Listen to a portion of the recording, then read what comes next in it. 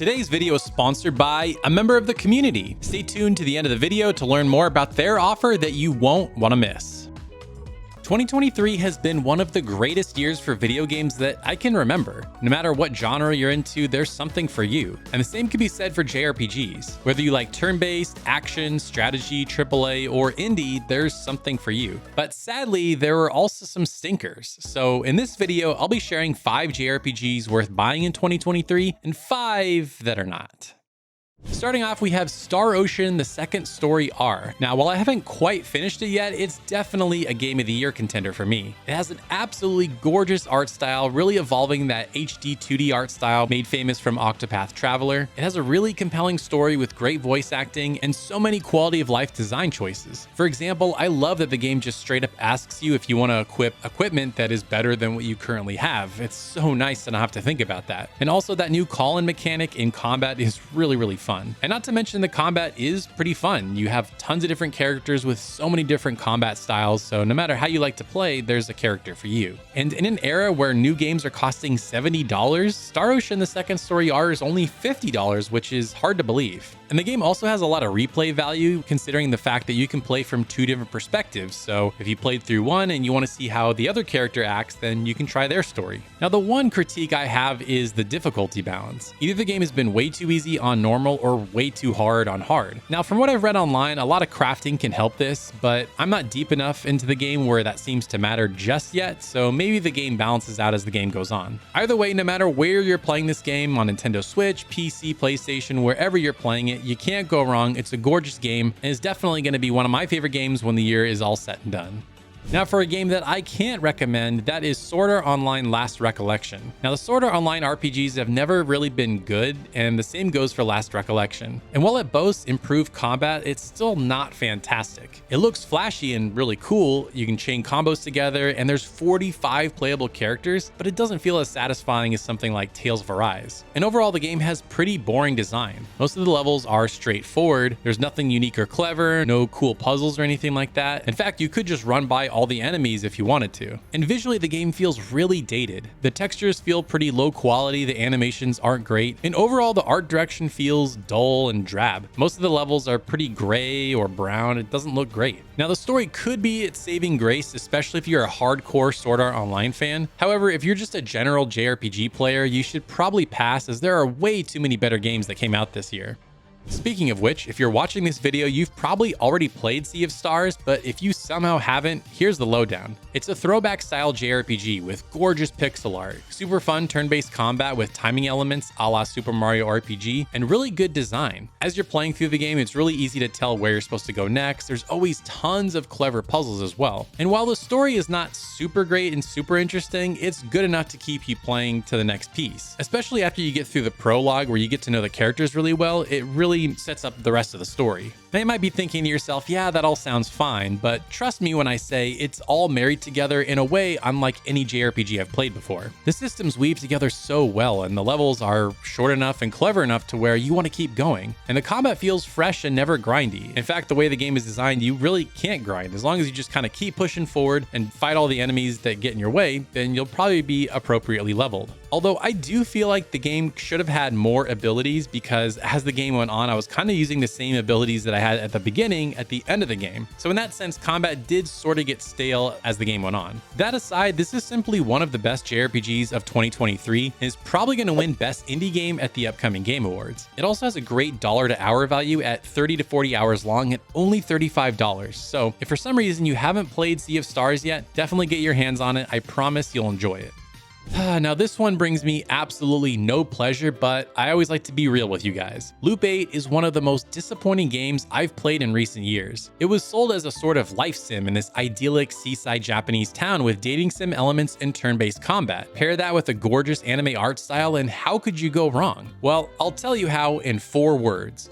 roguelike dating sim. Now, I'm sure you're asking yourself, why in God's name would someone mix those two genres together? It sounds like a horrible idea. Well, my friend, you'd be right. Imagine clicking through dialogue and you're getting to know all these characters over the course of a few days in the game, only for it all to reset and you need to start all over. It's so frustrating. Roguelikes are fun because the minute-to-minute combat or gameplay is really fun, so you don't mind doing it over and over again. But when the gameplay is you just literally clicking through dialogue, that's not fun, and you don't want to do that over and over again, especially when you know what the character's going to say. Now, I know many people were tempted by this game, especially with its art style and the promise of what this game could be, and they were hoping that the game is not as bad as everyone said. Let me tell you, my friend, don't be that person. Just trust me when I say that it is that bad, and go play something else.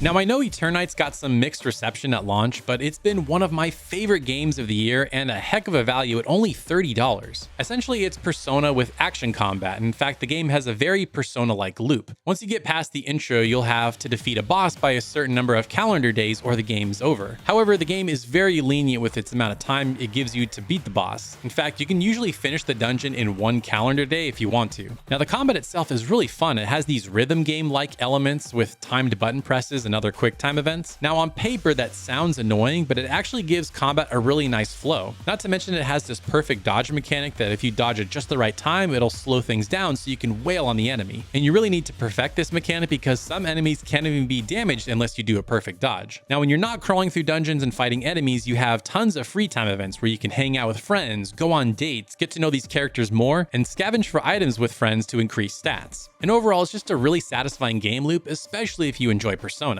In a busy year full of games that are really long, I love that it's only like 10 to 12 hours. And if you really want to dive deep, there is a ton of replay value because who you decide to be with at the end of the game drastically changes the end of the game, so there's tons of incentive to play Eternights many times. Now, I did have a few minor issues with the game. For one, healing came at a premium. You were either really low at MP at all times or you never had items to heal. Like literally, you don't have items in the game. And also, it's pretty dark visually, and juxtaposed to your really bright arm, it can be really hard to tell what's happening at times. Overall, though, I thought it was an excellent game, and considering this was the first game from a one-person studio, I'm super excited to see what they do next because now that they have a real budget and more team members, the next game could be excellent. Now, the next two games aren't actively bad games. In fact, you may even want to pick them up after watching this video, but I'm listing them as not worth it for two reasons: price and quality of other games that released this year. So first up, we have Monster Menu, and it has a really cool signature Nipponichi Disgaea art style that looks pretty great in 3D, honestly. Now, this game is a roguelike strategy RPG where you're constantly trying to progress further in a dungeon while upgrading your team along the way. Now, this is one of those turn off your brain kind of games where you just grind away, make progress, turn the game off, and then come back the next day to make even more progress. And considering there's not really a story and the gameplay isn't super deep, it's really good to just turn your brain off and play it with a podcast. However, its roguelike nature can get pretty frustrating and annoying, especially when you have to balance that with this hunger and thirst meter for every character. Now, roguelikes can be fun because the gameplay is pretty fun, this constant feeling of progression, but extra mechanics like this can weigh down the experience. Plus, level design is pretty lackluster. They're kind of boring and they're not that big. So, like I said, you may actually dig this game, but for my money, at $50 up against some really strong competition, I would recommend you spend your money elsewhere.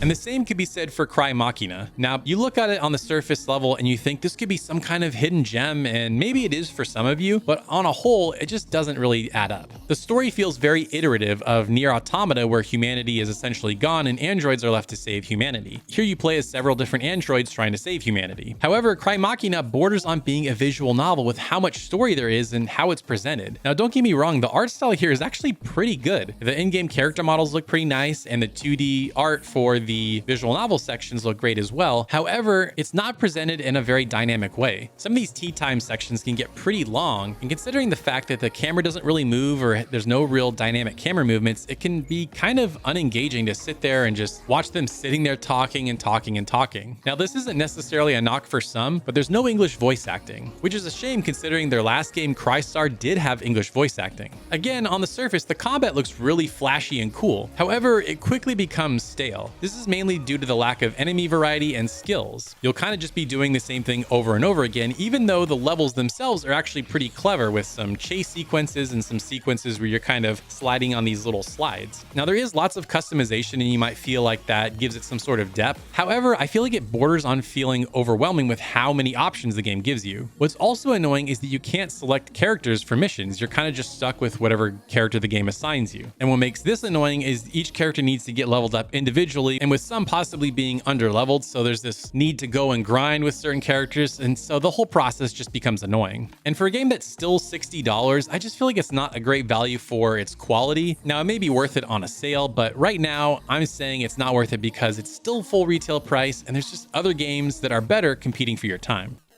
And one of the better of those being Nayuta Boundless Trails. Now, this is a game that's been lost to Japan for over a decade, originally releasing for the PSP in 2012. Now it's been beautifully remastered and localized by NAS America with full English voice acting. This feels like it was a game tailor-made for me. I just love the game loop. It's a stage-based action RPG where you explore, collect resources, find collectibles, open treasure chests, and then fight a boss after a few levels. And what's cool is after you clear a certain world, the seasons change and you can go back to the levels and they're basically entirely new levels and you can explore them and fight through them in new ways. And what's nice is the levels are never too long, maybe about 10 to 12 minutes. So overall, there's really great pacing and it feels like you're always pushing forward and progressing. Now, after you complete levels, you could just keep going with the story and seeing what happens next, or you could go back to your town and take on a variety of activities. First, there's side quests that you can get from characters all over town, which are mainly collecting things back in the dungeon or fighting things, or you could contribute to the local museum. Here, you'll find things as you explore levels, and in a way that feels a lot like Animal Crossing, you give the museum things and then you can walk around the different exhibits, which is cool. Now, considering this is a Falcom game who's famous for the Ys series, the combat doesn't feel quite as tight as Ys. It's a little floaty and a little loose, but still, it's really fun. Now, Nayuta clocks in at a breezy 20-ish hours at only $40. To me, that's an absolute steal, and it's just a fantastic game overall. So if you haven't tried it out already, definitely go give it a try.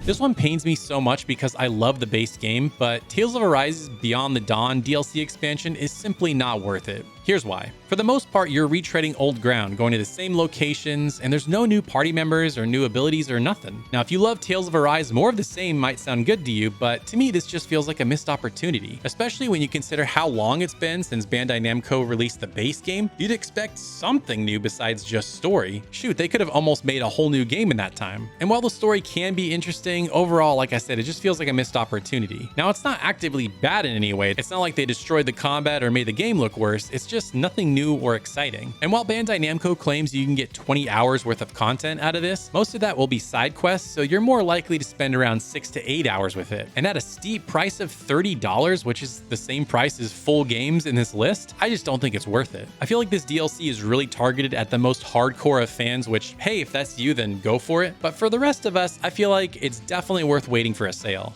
And last but certainly not least, we have Silent Hope. Now, I know I'm going to sound a little bit like a hypocrite because of how I talked about Monster Menu, but I feel like Silent Hope just executes on that idea way better. It's an action roguelike dungeon crawler, and you'll pick one of 7 classes and then dive into the abyss with the goal of reaching the bottom. Now, every handful of levels, you'll unlock a checkpoint so you don't have to restart from the very beginning. And the same thing goes for after beating a boss. And overall, I just feel like Silent Hope is the best kind of roguelike. It feels easy and rewarding to make progress. You're constantly leveling up, collecting materials and weapons, and then going back to your town to exchange them. Now, back at the town, there's tons of different ways to use these resources to make your character stronger, like tilling the fields at the farm, or, milking the cows at your cow farm, cooking food, crafting different weapons, and so on. There's just a constant feeling of progression. And as you level up, you get points that you can then dump into your abilities to make them stronger. And what I love is that you can reset these points for free at any given time so you can try out abilities. So for example, let's say you unlock a new ability and you're like, well, I don't have the points to level it up, but I want to see if it works. You can just reset your points, try it out, and if it doesn't work for you, then hey, reset it again and then go back to your old loadout. And what's cool is you can also swap to different classes, but the thing is you don't share the same XP pool, so you'll need to level them up fresh. However, by the time you're deciding if you want to try a different class, you'll probably have unlocked overpowered weapons and armor for them, so it'll be really easy to level them up. I started with the archer, and at one point I wanted to try out the fighter fighter, and they were getting level ups like after every single fight, so don't even worry about it. But most importantly, the minute-to-minute gameplay is just so much fun. Now, I mostly played with the archer and had a great time, and I feel like the archer works really well with this game because enemies have a variety of attacks from ranged attacks to close up, so being able to attack from range felt like a really big advantage. To me, this is the hidden gem of 2023, and I can't recommend it enough. I also feel like it's wildly underpriced at $40 considering the quality and replay value this game has. For me, it took me about 20-ish hours to beat the game, but then it unlocks even more dungeons, a different mode, and then you can just go and try it all again with different classes, so you could easily get 100+ hours worth of value out of this game. So if you haven't tried it, I promise you'll dig it. Now let me ask you a serious question. How's your dating life? Are you tired of settling for people you don't really want to be with? Or do you find yourself not knowing what to say to that pretty girl you really want to talk to? If you answered yes to any of these questions, then you gotta talk to my buddy Jack North. Jack's been a dating coach for over 8 years, and over that time he's helped hundreds of guys improve their dating life, including dozens of marriages. In fact, he has over a 90% success rate. I know how powerful his coaching can be because he's been coaching me for several months. For the better part of 2023, I pretty much never left the house and certainly didn't go on any dates. My confidence was in the gutter. But after meeting with Jack and doing exactly what he said, I couldn't believe the results. I could confidently walk up to any girl and start up a conversation, even while wearing a stupid hat like this one. I've gone from no dates a week to more than I can fit in a week. So if you want to raise your confidence and improve your dating life like I have, Jack's got a special offer just for viewers of The Gaming Shelf. He's offering his course for half off and a free one-on-one strategy call. And here's the thing, Jack's a huge JRPG nerd like the rest of us. In fact, he won't shut up about Atelier, so don't even get him started. To get this offer before it's gone and start improving your dating life today, click the link in the description or in the pinned comment below. And special thanks to Reset Switch, Tyler Kuzawa, and the Miyazaki Man for supporting me over on Patreon. To get exclusive videos and other cool perks, consider supporting me over on patreon.com/thegaming shelf. Thank you so much for watching, and we'll see you next time.